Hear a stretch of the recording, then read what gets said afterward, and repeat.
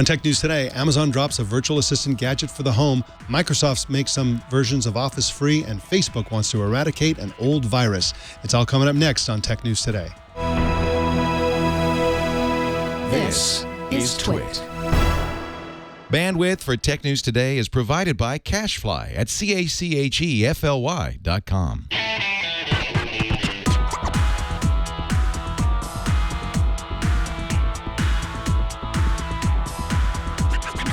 This is Tech News Today for Thursday, November 6th, 2014.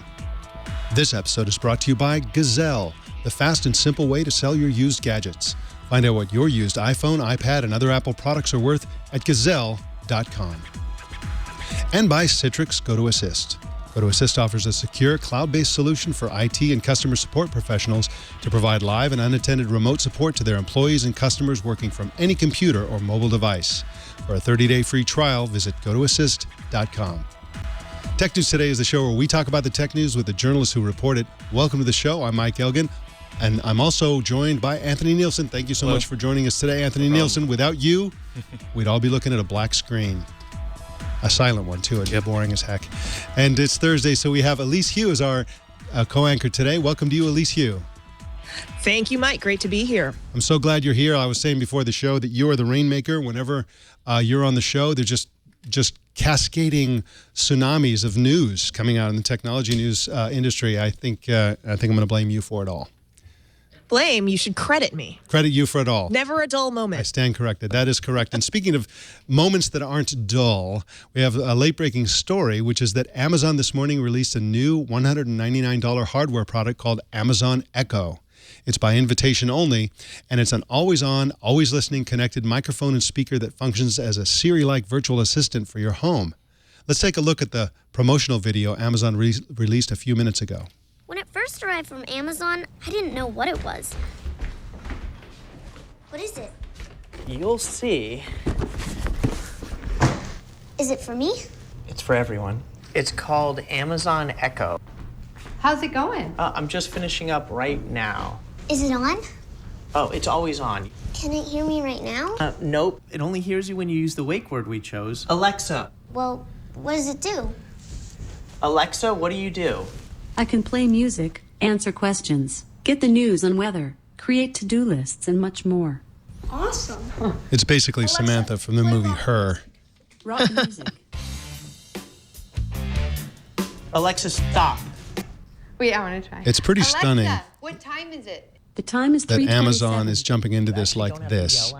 Of course, the leader is Apple's Siri and Google's Google Now, and also Microsoft Cortana, and then Amazon comes along with this thing. Is that where we're going to put it? I was thinking of putting it there, but it works anywhere.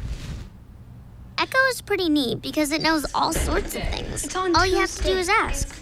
Alexa, how tall is Mount Everest? Mount Everest's height is 29,029 feet, 8,848 meters. How can it know so much? It's so small. It updates using the cloud. That's also how it gets its answers. Just read that off. It's time that he had his talk with his kids about what the cloud is. The Echo just plugs in, so we never have to charge it. Plus, Echo's really good at keeping track of things like shopping. I think Amazon expected everybody to be using this cloud-based virtual assistant feature from the Amazon Fire Phone, but unfortunately nobody bought that. 1 tablespoon equals 3 teaspoons. Okay. Alexa, set a timer for 8 minutes. 8 minutes, starting now. Okay, I think we get the idea of what this is. Elise Hugh, are you surprised by this? I certainly was.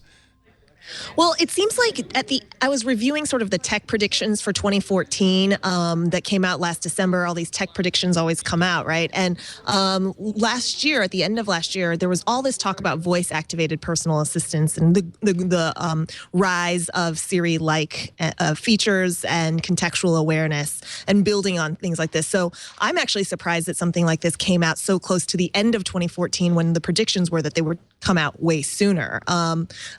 It's a little bit impressive, I guess, that it's coming out from Amazon rather than the other companies, other major tech players. But we're seeing more and more voice-activated type devices like this. So it follows a trend.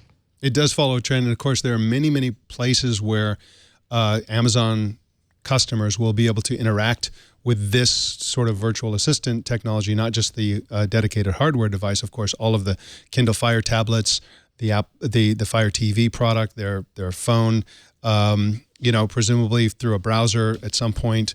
So Amazon will probably want to have this virtual assistant available to everyone all the time, or get as close to that eventuality as they can. Now, this is $99 for Prime members, $199 for ordinary mortals, $99 for Prime members, yet another benefit to be a Prime member. And this comes out of Amazon's Lab 126, which makes all their hardware. So again, this is pretty shocking news, at least as far as I'm concerned. And again, the thing that's shocking about it is that it's coming from Amazon. This is really aggressive. I would have expected Google to be the first out of the block with a dedicated device like this for the home, but Amazon is first out. So pretty cool stuff. Well, let's jump into the regular news. A new malware campaign called WireLurker is designed to damage files and steal data from Apple customers in China.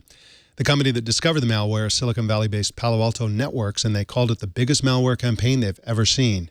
WireLurker has infected 467 OS X applications available through a third-party Chinese online store called the Mayadi App Store. Once installed, these OS X programs can infect iPhones or iPads that are connected physically to the infected Macs. Apple told iMore.com that, quote, "We are aware of malicious software available from a download site aimed at users in China, and we've blocked the identified apps to prevent them from launching." They basically revoke the certificate of the app. As always, we recommend that users download and install software from trusted sources. Seth Rosenblatt writes for CNET and joins us now. Welcome to you, Seth. Hi, how's it going? It's going great, thanks. Now, who should be concerned about this? Probably not users in the U.S., right? Not at this point, no. So the malware was delivered over OS X third-party stores, and users would download an app that looked legitimate.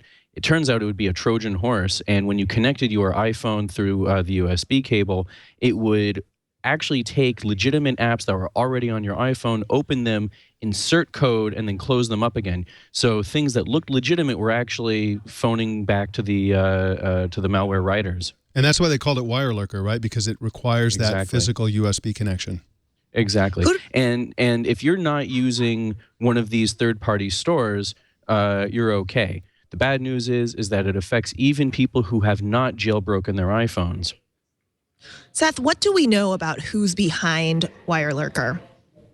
At this point, unless there's been a late-breaking update, we know very little about them except that they're based in China. And what's the difference between an attack by somebody with a jailbroken iPhone and, for example, and one that isn't jailbroken? Sure. So jailbreaking an iPhone is very similar to gaining root access on an Android phone, something that Windows and Mac users already have. They have access to the deepest levels of the operating system. Apple locked it down on iOS to prevent a lot of these kinds of problems. And so what's very remarkable about this is that it's using a technique that goes back to 2003 to get at iPhone and iPad users through their Macs. Seth, do you have any idea how this is playing among Chinese consumers, whether this is going to actually have a business impact for Apple in China? At this point, we haven't heard anything. And has Apple really fixed the problem? Do you think? They claim that they have, but is this a done deal? They claim that they have. I've spoken with one security researcher who was not convinced. And this is actually sort of an ongoing problem for Apple that many independent security researchers feel that they don't go far enough in taking measures to remediate problems that crop up like this one. Seth Rosenblatt is at cnet.com, and you can follow him on Twitter at SethR. Thanks for joining us, Seth. Thanks again, Mike. All right. In just a sec, we're going to tell you about Microsoft's latest shocking surprise. But first, I want to tell you about Gazelle. I love Gazelle. I've been using it for a long time, long before I started reading ads for them on this show. They're fantastic because they will give you really good money for your less than good devices. I've been surprised by the amount that they're willing to pay, but I'm also surprised by the amount they're willing to pay for devices that are really in not that great of a condition. If I tried to sell some of the devices that I've sold back to Gazelle on the open market on Craigslist or something like that, nobody would buy it. It's just, there's just no way. But Gazelle knows what to do with devices like that. They know how to refurb them and get them back into the hands of people who are going to use them. Here's how you use Gazelle, and I want you to do this right now. Just go to Gazelle.com. That's GAZELLE.com. Find the device, the specific make and model and carrier of the device that you're using. Indicate whether it's broken or cracked, whether it's in good condition or whether it's in flawless condition, and they'll give you a specific price. You click on that button, and that is the amount that they will pay you. They'll send you a box, you put the thing in the box and send it back, and then you get paid very fast by check, PayPal, or if you use the Amazon gift card option, you get an extra 5%. And you really should do this right away. You're going to do it eventually. I'm going to get to you. If you watch the show regularly, I'm going to convince you one way or the other to use Gazelle because it's just such a great service. So you might as well do it now, and you'll get more money for that device.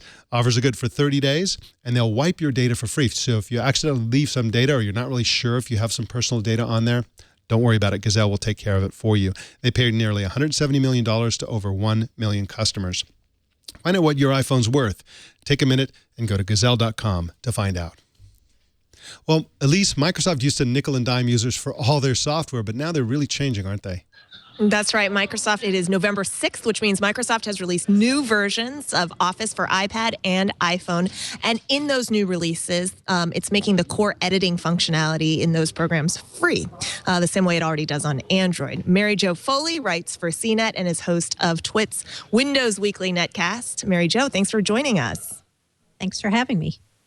Well, tell us, this is kind of an about face, like Mike mentioned. So what is the change that's represented in this release? Right. So I think the first thing to note is that it's Microsoft's making this new functionality available for consumers, but not for business users. I'm seeing a lot of headlines today saying everything's free now. Office is free. It's not completely free. You get more document editing and content creation capabilities than you did previously, available for free on your iPad and now in some new iPhone apps as well for Office. But if you're a business user or if you're someone who wants to use Office for business reasons on those devices, you still need to pay.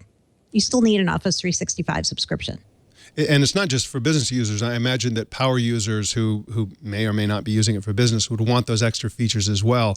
Is that right? I mean, what is compelling about the for-pay version?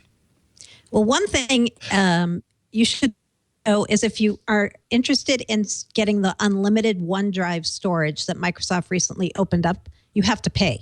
So you're going to get some OneDrive storage if you don't pay and you use the free version. But if you want the unlimited storage, you have to pay, whether you're a consumer or a business customer. But then if you're somebody who uses things like customizations in Office, or you like PowerPoint presenter mode, if you like any of those kind of more advanced features, you're going to want to get the paid version and not just go with the free.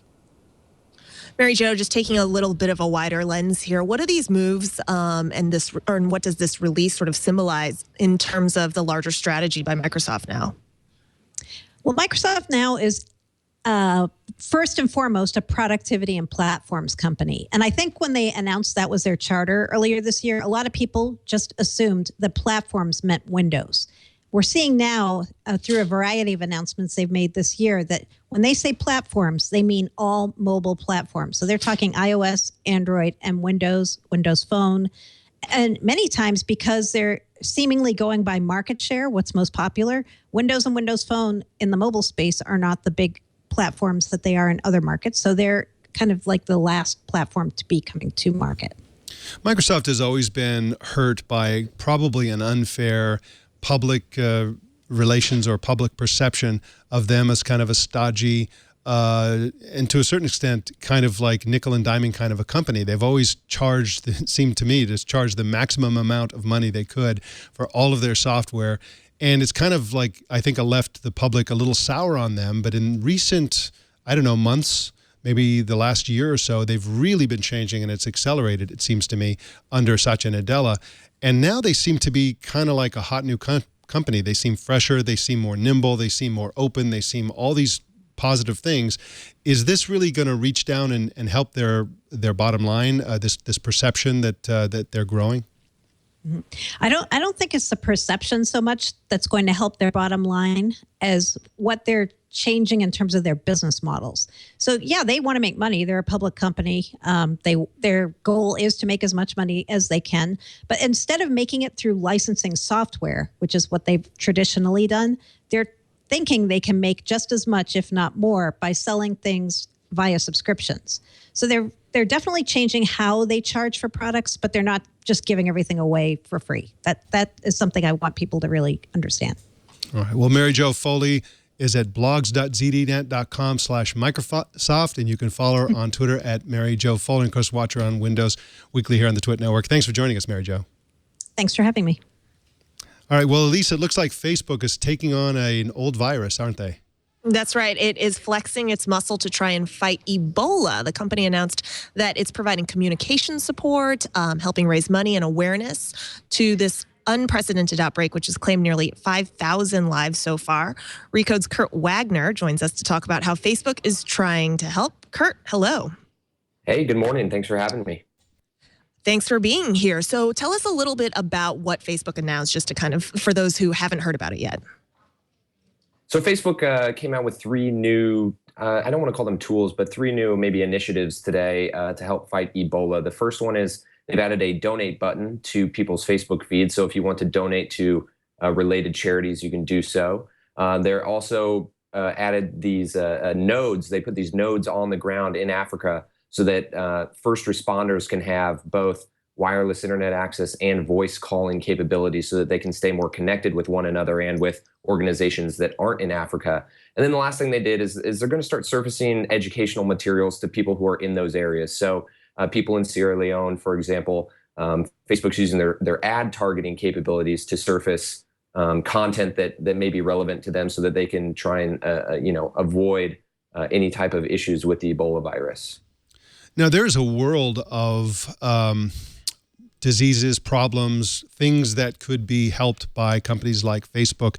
And they're jumping on a newsworthy sort of in the news kind of a problem. And I think that, personally, I think that's the perfect kind of thing for Facebook to go after. I mean, if they look at what people are talking about on Facebook and act on those things and use the power of Facebook to raise money, to raise awareness and do all these things, I just think that's a fantastic way to use Facebook. And I don't see really any downside for them doing that. Do you agree with that, or do you think they should be more broad based in how they reach out and sort of help the world? I would agree with you. This is them doing something that certainly isn't required of the company. To use the old cliche, with great power comes great responsibility, and Facebook has the largest user base of any individual social product in the world.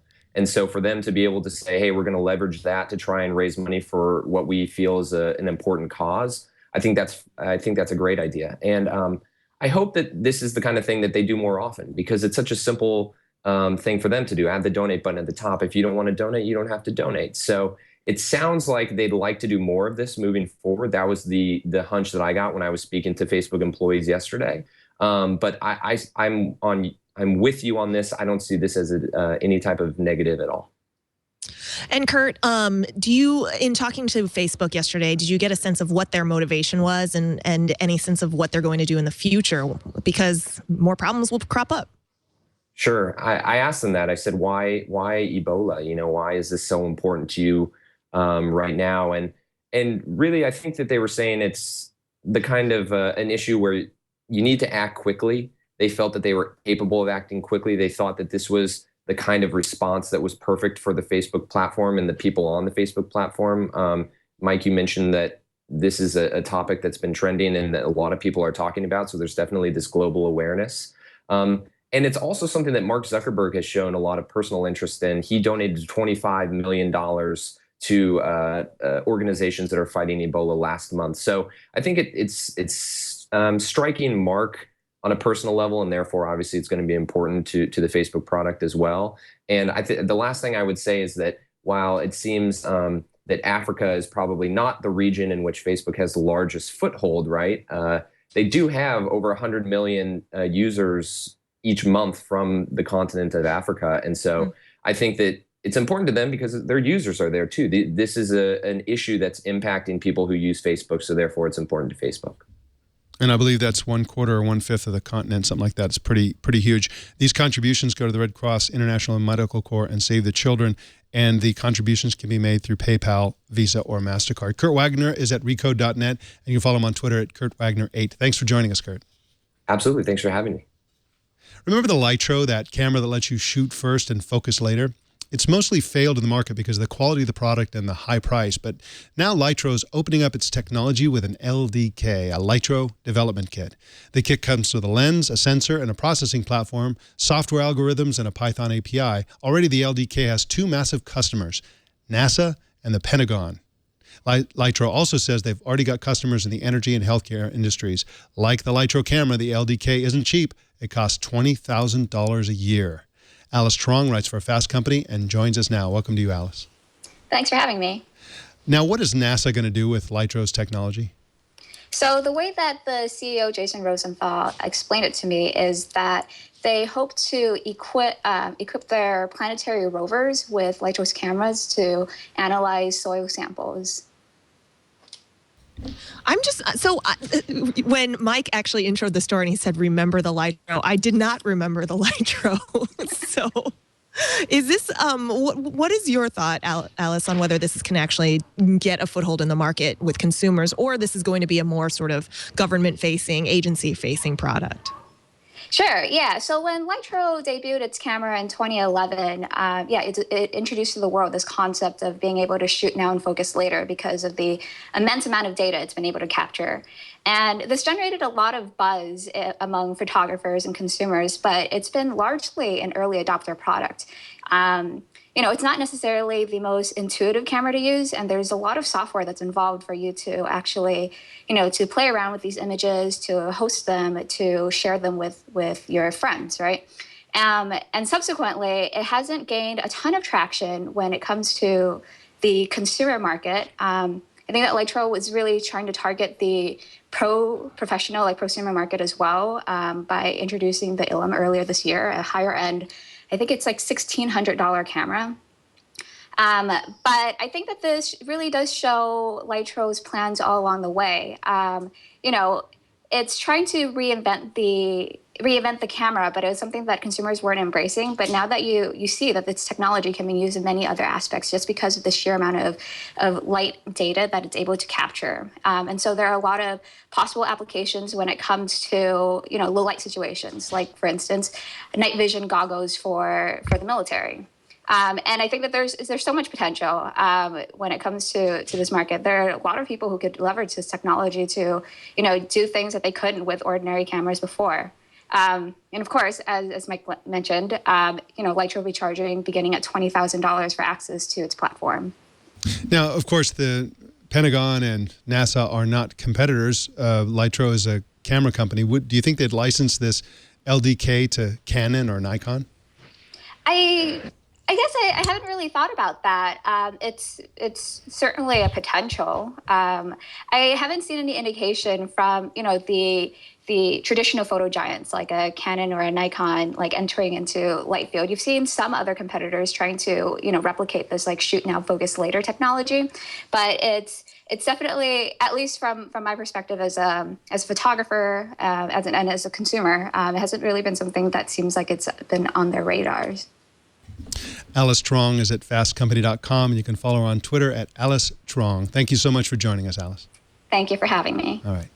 We've got some updates for you soon, but first I want to take a break and tell you about Citrix Go to Assist. If you have a small company, if you're in IT, if you support anyone or any number of people for any reason, either professionally or on the side, and we know that a lot of small business owners have to do that, you need the #1 global market leader in remote support, which is Citrix Go to Assist. You don't want to mess around with this because, of course, computers have problems. Users create problems, and so you're going to have to support people one way or the other. The worst thing you could do is use an antiquated solution. You want the best solution and the modern solution, which is, of course, Citrix Go to Assist. They have cloud-based remote support, and they also have app-based support, so you can fix people's problems on the go. And you know what? If you're not really sure, if you're not really clear on exactly why this is such an awesome product, you can try it for free for 30 days. All you do is sign up today for our 30-day free trial. There's no contract. They won't ask for your credit card. Just go to gotoassist.com, click on the Try It Free button now, and check this out. You have to try Citrix Go to Assist. Well, Elise, we have a few updates, and let's go ahead and start with you. Yeah, I get to start. Well, it seems like nobody is really happy with the mobile chip giant Qualcomm. We've reported previously that the company is up for a possible $1 billion fine in China after an antitrust investigation there. The company admitted yesterday that they face a new investigation now by the European Commission about rebates and other financial incentives offered with its chips. They also said the American FTC, the Federal Trade Commission, is launching a preliminary investigation over the company over a possible breach of licensing terms. Poor Qualcomm.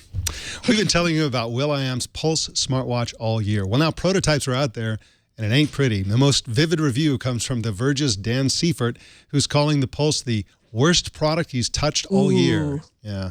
He says it's uncomfortable, unresponsive, counterintuitive, hard to type on with its full QWERTY keyboard, which requires 2 steps for every letter. And it's plagued with other problems as well. Representatives from the company told Dan that he saw an early developer model and that retail units will have newer software with improved usability. The other weird thing about the project is that will.i.am says the reason he launched a consumer electronics company in the first place is to gain the respect of children from the neighborhood where he grew up. Now, that's a new one. I haven't heard that one before. He's going after Generation Z. That's right. Well, we talked about this yesterday on Twit, but also all over the place, folks were talking about CNN talking heads using Microsoft Surface tablets when they were doing election coverage on Tuesday night. And that was part of a product placement with Microsoft, either to prop up or hide, but they were possibly propping up or hiding their iPads underneath. But one journalist from CNN actually says appearances can be deceiving. CNN anchor and chief Washington correspondent Jake Tapper says he likes and uses the Surface tablet, and on election night he was using it to monitor exit polls, but using his iPad to send tweets. So that was his explanation. That sounds pretty reasonable, actually. Jake Tapper is an honest guy, and as far as I know, and he's also a contrarian to a certain extent. But that sounds like a reasonable thing to do. You basically most of these tablets are used full screen. The Surface, one of the benefits is that you don't necessarily have to be full screen. But anyway, that's a reasonable thing to do, is have the one set of data on the screen and tweeting with the other. So, all right, we believe you, Jake Tapper. A new company called QCut launches on Kickstarter today. Their business model involves the application of algorithms to create what they claim will be the perfect fitting jeans for women. The project was launched by a former designer for Mozilla, the Firefox browser people, plus a fashion industry veteran. The weirdest part is the measurements they take beyond pant size, which include height, weight, shoe size, and bra size. They then crunch the numbers and crank out a pair of jeans in one of 400 possible sizes. Kickstarter supporters will get the QCut jeans for about $130, while the retail price after funds are raised will be about $170. Well, our TNT fan of the day is Kevin Elgan in Campbell, California. That's my son. He's like his dad, he's a glass hole, and he sometimes watches the show through Google Glass. Now, what we're looking at here, if you're looking at the video version, is what's called a vignette in Google Glass. So the big picture is what he sees through with his own eyes, and then the little screen in the top right is what he sees through Glass, and he actually watches full videos. Looks like he's working, but he's actually watching Tech News Today. How awesome is that? Well, how do you watch or listen to TNT? Just record a video or take a picture of your setup and post it on Google+, Twitter, or Facebook. Use the hashtag HowIWatchTNT and we'll find it. And that is the Tech News Today. Elise Hugh had to bounce, and so we thank her for coming on Tech News Today every Thursday. You can subscribe to Tech News Today on iTunes, RSS, Stitcher, YouTube, Feedly. So many options. Choose your favorite at twit.tv/TNT. You can follow us on Twitter at Tech News Today TV. And we want to hear your thoughts and opinions. Send us email to tnt@twit.tv or call us at 260-TNT-SHOW. And don't miss our evening newscast, Tech News Tonight, at 4 p.m. Pacific tonight and every weeknight right here on the Twit Network. My name's Mike Elgan. Thanks for tuning in. We'll see you tomorrow.